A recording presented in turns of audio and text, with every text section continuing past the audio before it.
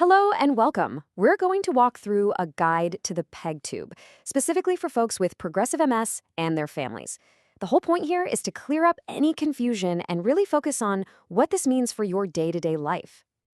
So let's just start by flipping the script a little bit. Ask yourself this. What if nutrition could actually give you energy instead of taking it all away? See, for so many people with progressive MS, the simple act of eating becomes a marathon. It's exhausting. So let's reframe this whole conversation around one thing: quality of life.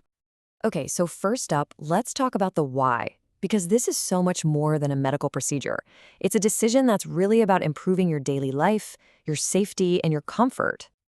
This slide really gets to the heart of it, doesn't it? When swallowing becomes difficult, that's a condition called dysphagia, every single meal can feel like a battle that just drains your battery. A PEG tube completely changes that equation. It takes the work out of nutrition and it gives you back all that energy for the things that actually matter. Time with your family, enjoying a hobby, or just having the energy to be present in your own life. So what are we really talking about here? Let's break down the main benefits. First, and this is a big one, it dramatically cuts down the risk of aspiration. That's when food or drink accidentally goes down the wrong pipe and into your lungs, which can cause really serious pneumonia. It also, of course, saves that precious energy. It gives you a safe and reliable way to get your medications in, and ultimately, it helps you maintain your strength. And this right here, this is so important to remember. It's absolutely crucial to talk about the emotional side of this. Getting a PEG tube is a proactive, powerful step to maintain your body and your strength. It is not in any way a sign of giving up. And if a speech and language therapist says it's okay, some people can still enjoy small amounts of food just for the pleasure and the taste of it. All right, let's move on to the procedure itself. I know this can be the intimidating part for a lot of people, but we're going to demystify it. It's probably a lot more straightforward and gentle than you imagine. First off, what even is it? Well, PEG stands for, it's a mouthful, percutaneous endoscopic gastrostomy. But don't worry about the long name. Percutaneous just means through the skin. That's all. It's simply a small, flexible tube that goes through the skin on your abdomen directly into your stomach. That's it. So how do they actually put it in? Well, the most common way is called the pull method, and it's pretty clever.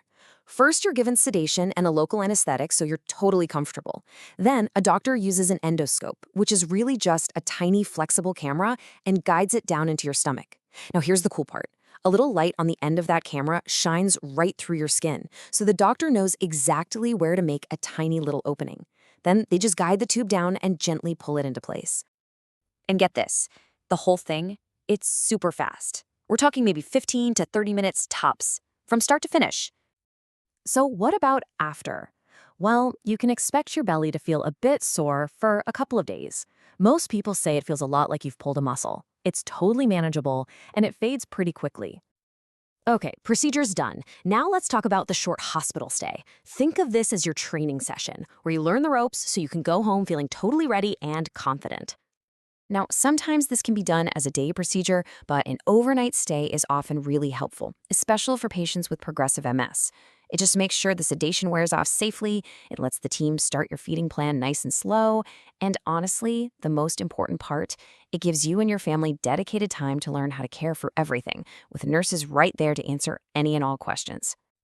All right, you're home. Let's talk about the new normal, what daily life and care actually look like. A dietitian is going to be your partner in this. They'll work with you to create a personalized plan with a special liquid nutrition. And there are really two main ways to get it. There's pump feeding, which slowly sends the nutrition in over several hours. A lot of people do this overnight while they sleep. Then there's bolus feeding, which uses a syringe at mealtimes. This feels a bit more like a normal eating schedule. It really just comes down to whatever works best for you and your lifestyle. Okay, if you remember one thing about daily care, let it be this: flushing the tube with water. It is absolutely critical. A simple flush before and after every single feed or medication is what keeps the tube from clogging and, just as important, keeps you hydrated. And that brings us to our last and probably most important section: essential care and knowing the red flags. This is all about giving you the power to stay safe and handle things at home with complete confidence.